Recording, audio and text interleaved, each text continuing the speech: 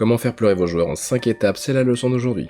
Je vous donne le contexte, on va prendre en exemple l'histoire de la planète au trésor de Disney. Le scénario se passe un peu avant le film sur la dernière mission du capitaine Flynn. Les joueurs ont réussi la quête, peu importe laquelle, et reviennent avec une fortune en pièces d'or, mais le capitaine est dans un sale état. Et à partir de là, comment rendre un jeu de rôle émouvant? Étape 1, vous avez besoin d'un personnage amical comme Ben le robot. Le genre sympa, souriant, toujours là pour aider tout le monde et qui n'a jamais menti en 3 siècles d'existence.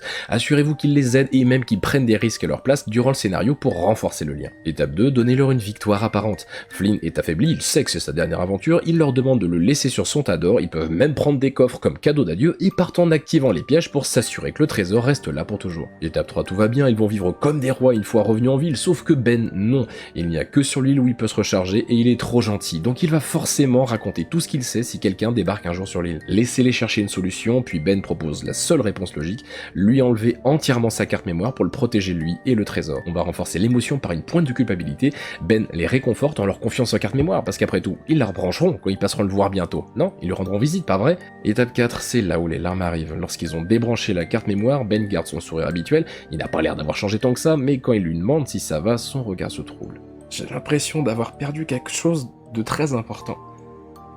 Et c'est bête, mais j'arrive pas à remettre la main dessus. Étape 5, on termine par un ancrage fort qui va les marquer, une phrase facile à retenir mais chargée en émotions.